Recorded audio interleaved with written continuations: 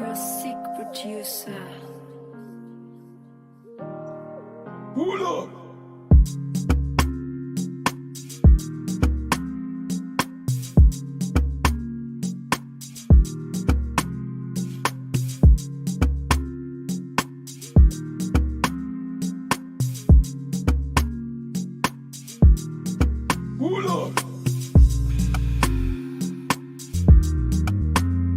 Ọ̀ká ló ń bẹ lọ́nà lẹ́nu mo ní ẹ̀ka. Ọ̀ká ló ń bẹ lọ́nà lẹ́nu mo ní ẹ̀ka.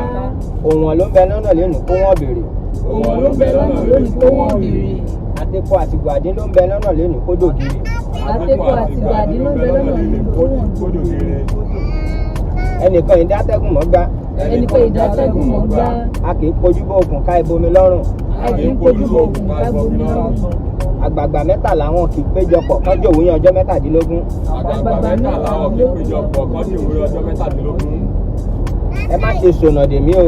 Ẹ má ṣe sọ̀nà dèmí o. Ìgbà ìṣinṣin kì í sọ̀nà dọ̀wọ̀. Ìgbà ìṣinṣin kì í sọ̀nà dọ̀wọ̀. Ọwọ́ ní bàbá ìṣinṣin. Ọwọ́ ní bàbá ìṣinṣin. Kò jù bẹ́ẹ̀ lọ.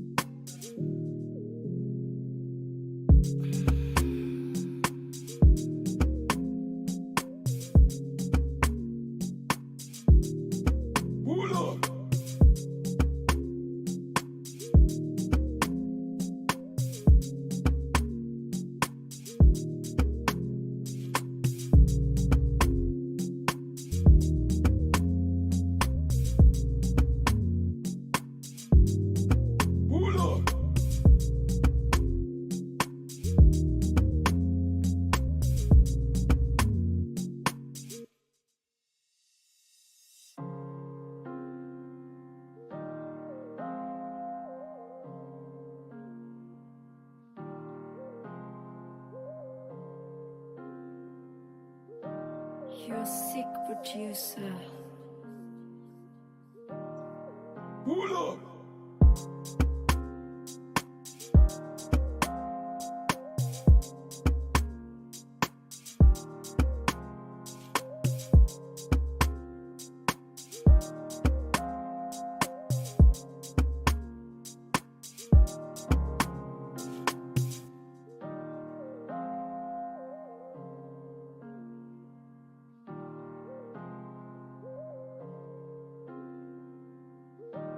You're a sick producer.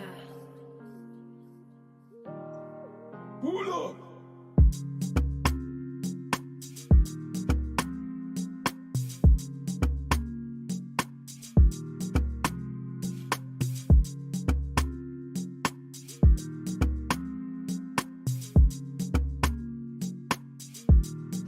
Pull up.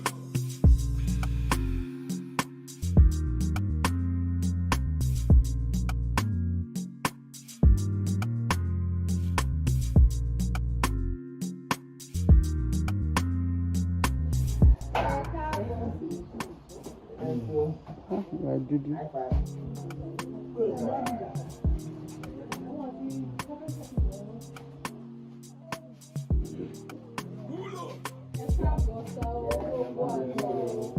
Ẹ káàbọ̀ sí ilé ìwé wa Atunfase Traditional School.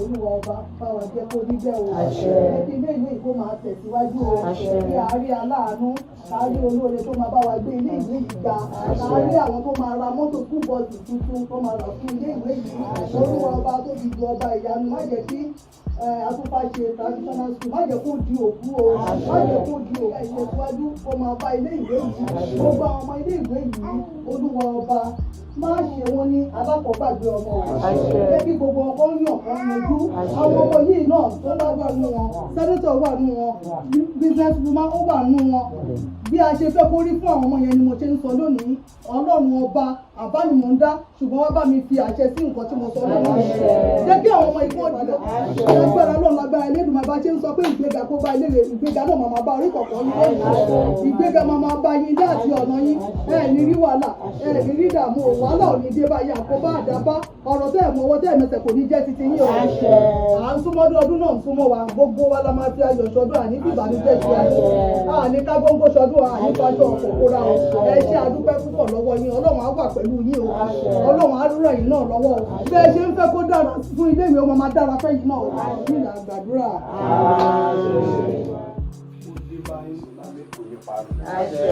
tó bá ti wá dé láàárọ̀ kò ní bàjẹ́ lọ́sàn-án tó dé lọ́sàn-án kò ní bàjẹ́ lálẹ́ ẹ ṣe ń wá ìtẹ̀síwájú àti ìgbéga fún ìṣẹ̀ṣe bẹ́ẹ̀ náà ni Olódùmarè ọmọ agbẹ́yìn náà ga torí pé Ifá jẹ́ pé wá ní pé ọwọ́ ń wá àwọn olóde ẹ̀gbá ẹsẹ̀ ń gbọ́ rírì àwọn olóde Ìjẹ̀ṣà orí ni wọ́n fi ń rúgbẹ́ ajé wálé adáwà fún ọ̀run nílà lọ́jọ́ tí wọ́n ní iná ajé baba yóò pọ̀ ọ̀run nígbà tó bá ṣe bí ìṣe tàwa tọmọdún ni ó ní iná ajé wà nìkú láéláé torí ìdá labẹ́labẹ́ kú létí odò ìdá àti agbára eléyìí tẹ́ ń lò láti fi gbé ìṣẹ̀ṣe ga kò ní kú mọ́ nílá. iléèwé Atunfase Traditional School tàbí nítorí ẹ̀ ń fa ipá lọ́tún lọ́sì yìí ibi gíga là bọ́jọ́ ibi gíga là bá oṣù bí ẹmu bá máa ru òkè ló ń rú sí iléèwé ìlànà yóò máa ru sókè wọ́n bá yẹn ń lọ sókè sí gbogbo àwọn tí wọ́n ń gbìyànjú wípé kó lè máa lọ sókè apá ò ní kú wọn nítorí bá apá ò ní kú ẹyẹ orí àṣeyẹ lálákànṣepọ̀ àtàwa tá à ń dúró wípé kò ní bàjẹ́ àtàwọn ọmọ bàbá tí wọ́n ń gbìyànjú pé ohun tí bàbá ṣe sílẹ̀ kò ní parun gbogbo apá ò ní kú wa èyí ni adó tó ní àgbẹ̀ níbi ṣàṣepọ̀ àríwá àṣẹbẹ̀ ọ̀fẹ́ gbogbo oore tí ẹ bá ṣe Elédùmarè àdìkàpadà fún ní ìgbà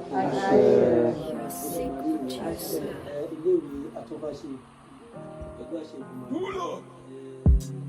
òkèèrè òun làbí sí àwọn òkè ní iléèwé Atunfase Traditional School wọn máa lọ àṣẹ padà sí àṣẹ padà lílẹ̀ gbogbo àwọn tí wọ́n ń gbìyànjú pé kí ìṣẹ̀ṣe máa ń torí ìṣẹ̀ṣe àborí wọn. ṣe wọn bá wa jẹ gbogbo àtọ. I want to really appreciate every one of you. I really want to appreciate every one of you. Thank you so much for the love, because this is not just, this is love for you to go all out to bless the school. Elédùmarè will bless you. Increase all that concerns you. Nothing will die in your hands. You will go from one level of glory to another. Nothing will lay your hands on the floor. Nothing will die in your hands. For everyone who thinks good and extends a hand to this school, by the grace of God, you are sowing a seed. And as that seed is going water, you will harvest them.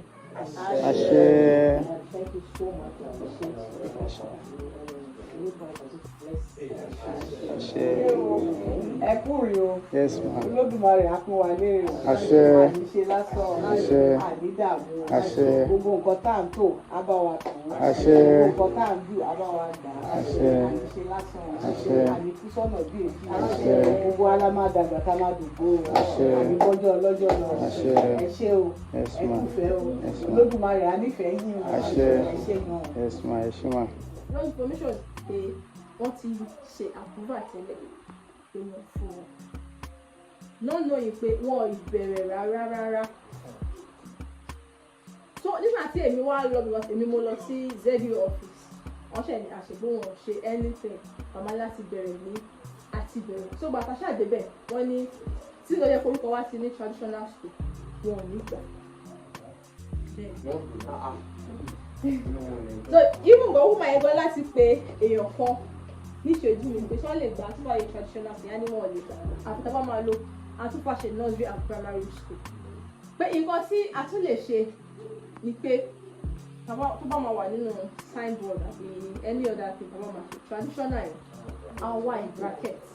But ẹ̀yọ́ tó bá ti ń gbọ́ Atunfase á mọ̀ pé this school is a traditional school. So orúkọ Atunfase nursery and primary school wọ́n ṣe fún wa. So wá tí màá ti òrìṣà wá ríra ìgbà táwọn kọ́ sọ àwọn gan ní àwọn òde gbà pé.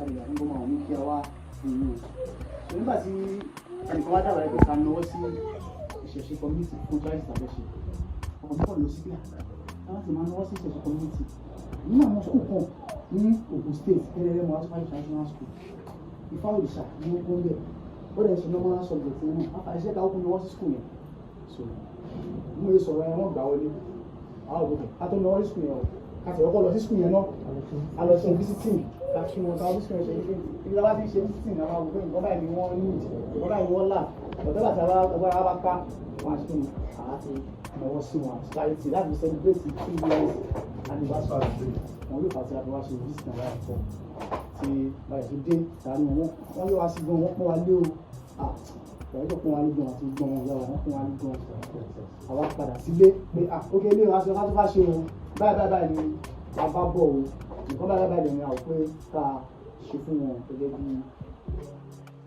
charity àfẹ́ṣe àṣègbè kékeré ní láti fún wa ẹ̀yẹ ká dá ó lànà ètò ìjọba dá ètò tó bá ká àṣègbè àfihàn sí wọn nígbà tí a sọ pé a máa wáyé ìgbàlódé plan nínú ẹgbẹ́ náà ká ṣe adáwó láti dáwó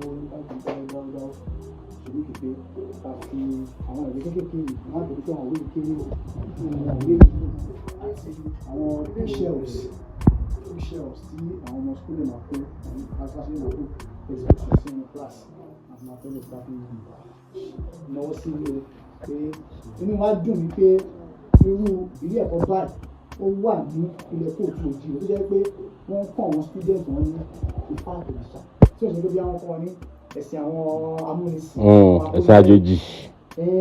torí àwọn school táwa lọ Islamic studies ló ń kọ́ wa àwọn bí RS school kejì Christian religious movement tábà wà ní assembly orúkọ Jésù la máa pariwo tó bá jẹ́ Muslim school orúkọ ànábì la máa pariwo àwọn àdé ti padà sílé àti lè máa gbé gbogbo ìyẹn sórí wọn àwọn mọ́tàlá ẹ̀wù tó ń wà tá a bí afẹ́kọ̀ọ́ náà kọ́ mọ́ ìpapọ̀ mọ́ ẹ̀ àti mo rí ìyá àti padà sílé kọ̀ lẹ́tì lẹ́yìn tó bí apàdà sílé á lè máa ṣe ìsìlámù òrìṣà ìṣẹ̀ṣe ní bẹ́ẹ̀ni gbogbo akẹ́wò ìgbà àwọn ẹgbẹ́ àwòṣẹ́ta àwọn ìgbà àwọn Christians àwọn church àwọn ohun tó gbára wà ń bí àwọn aláàjì àpá aláàjì àwọn aláàjì tí wọ́n á ti kúrò bẹ́ẹ̀ Alhaji Pọ́nbélé Alhaji Tàfíkì. ayé mi lájẹ o bá tó lè dé mi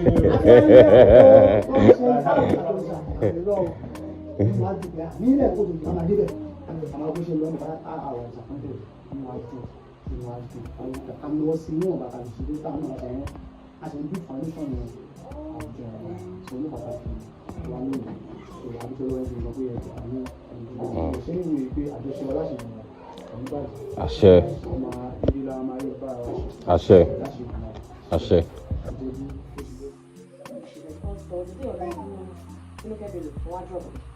She was surprised, she was shocked. Residential school, yes, I know. Nísà ìdìbò ń bì, kí inú ìdìbò olúmọ̀ ti ń ṣe lóyún o. Mo ní pàtì mo fẹ́ rìn òbí ibẹ̀ ló wà.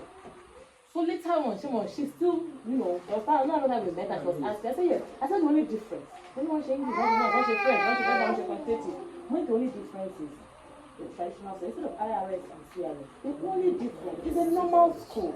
And then advantage of one thing is these children are being taught the use of herbs. Understand? So I think we have a CRK, that is African Traditional Religious Knowledge, and that's African Traditional Medicine or something. So she was like, really? Because she was shocked, she didn't know anything about it. Yeah, number one. Tell them where you're going one. In their own circle there, they make their own decisions. It hasn't gone. No, I remember when I was in secondary school, we used to have Wednesdays as our traditional, they would come over my shame. àwọn ọmọ tó yẹ máa ń ṣe àwọn ọmọ ọ̀jẹ̀ family they are the traditional family àwọn yẹn ló máa ń take charge of this thing. This school, Conference Pedagogy, was known for and was always winning competitions in Orisha. That is what we do in Orisha. They used to win it because it's, you understand. Most of the cultural songs we sing are traditional songs. Yes. It is now, not that because there is no traditional teacher in the public school. Which are very people. When I was in school, Wednesday was traditional day. Friday was for Muslims. Saturday is Christian. Let's understand. It was there, and I said that maybe hopefully someday soon, we hope that. Because once this school is approved, they will include it in the government schools. Because there are so many people who are really practicing traditional things now. There are so many of them. Many of them are come back up. Tell them sidetrack but now they are doing well. They are not bad people. Most of them are even more humble than yes, they are really trained. They train well. Yes, I have so many of them around. And so I don't think it is from this zonal office that they are saying what is there. Have you been as a traditionalist amongst them? That person will not be able to respond like that. There is a traditionalist. Okay. Because only man from there so mo meet ZU Emasima and so it was like on 4. But see woman ZU Ejokoma. So even at one sort she was like Pabani traditional school every on the formerly school yi. Ó máa túmọ̀ sí pé àní máa fún àwọn ọmọ wa ní mathematics English other subjects tó bá yẹ pé dandan la fẹ́ fi traditional ẹ̀ sí but tó bá ti jẹ́ pé a fẹ́ yọ tó bá yẹ pé a máa yọ traditional ẹ̀ kúrò ó túmọ̀ sí pé mathematics ló fẹ́ tó ń ṣe ní schools other schools táwọn máa ṣe tó bá yẹ pé traditional máa fi ìpè bóyá pé àwọn school ìṣẹ̀ṣe tọ́pọ̀ tí máa ń kọ́ àwọn ọmọ ní Ifá òrìṣà pé so sì lọ ti jẹ́ pé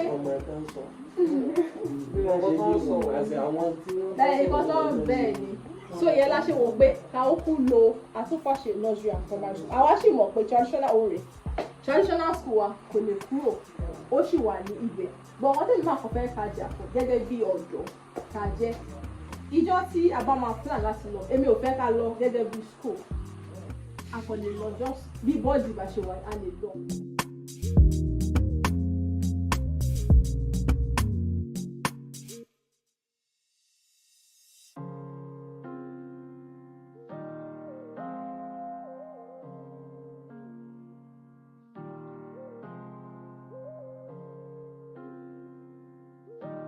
You're sick producer.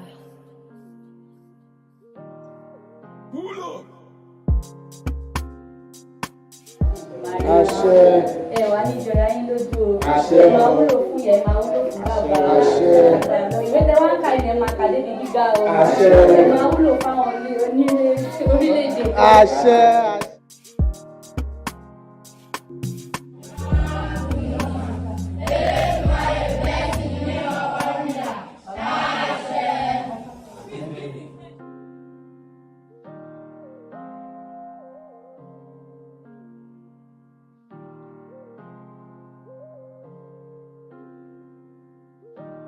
You're sick producer.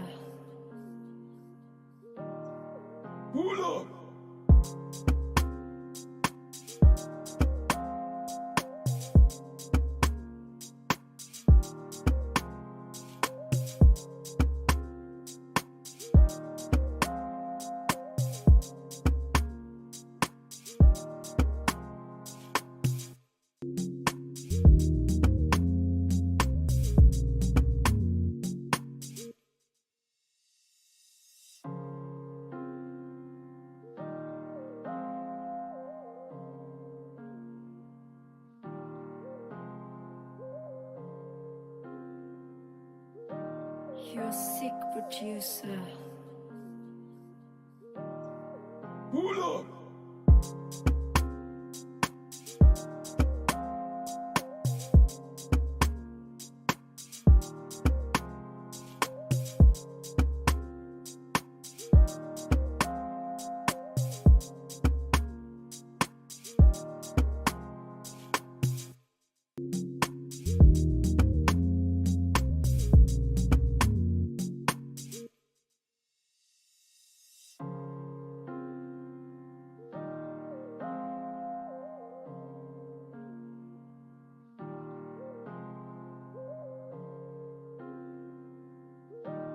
You're sick producer. Pull up.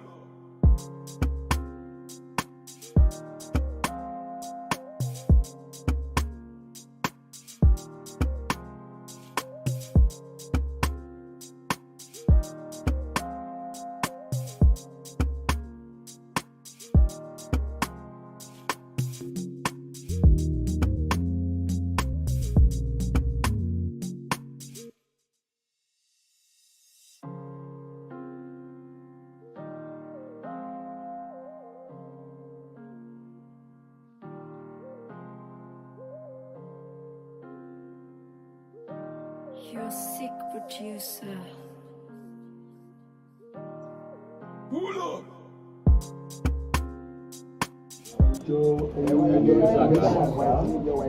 Ìrìn àjò tí wọ́n rìn láti orígun tí oníkálukú ti wá sí ilé ìwé Atunfase Traditional College lọ́wọ́ nítorí pé wọ́n gbọ́ pé ìṣẹ̀ṣẹ̀ yóò parun. Bàbá olùrànlọ́wọ́ lọ́wọ́ ní bàbá ẹ̀wà ràn wọ́n náà lọ́wọ́. Àṣẹ. Gbogbo ohun tó nǹkan lè máa jaja rẹ̀ nínú ayé ìjọba ẹgbẹ́ ìjà wọn. Àṣẹ. Orí wọn náà jò dàrú. Àṣẹ. Ìgbésí ayé wọn náà jò parun. Àṣẹ. You're sick producer. Pull up. Èyí tí bàbá wọn yìí fọwọ́ pèrè ẹsẹ̀. So àwọn ilé àwọn ọ̀dọ́ wa. So iṣẹ́ wọn gbé dání nípa ọ̀rọ̀ ìṣẹ̀ṣe. So iléèwé rí ọmọọba ẹni gbọ́dọ̀ dálẹ̀. Wọ́n wá rí online. So wọ́n kọ iléèwé rí máa sọ̀rọ̀ nípa ìṣẹ̀ṣe. Wọ́n lọ́dún wọ́n kọ́ wa nígbà kan méjì péré àtijọ́ sọ̀rọ̀. So wọ́n wá ní ìlú yìí. Wọ́n wò ó wà láti ẹ̀rọ tó ti wà náà tó wà lógún tó ti gbà rí wà náà lọ́wọ́ wa.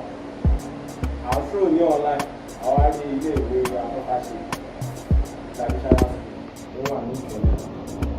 Àwa tí a lè wà nínú ẹgbẹ́ yẹn a jẹ́ oní ẹ̀sìn ìṣẹ̀ṣe tí ó ẹ̀ṣẹ̀ padà wá sílé. Oríṣiríṣi ẹ̀sìn ni ó wà ní wa tẹ́lẹ̀ Mùsùlùmí, Kìrìsìtẹ́nì, ṣùgbọ́n a padà wá sílé látara ìdíkà àti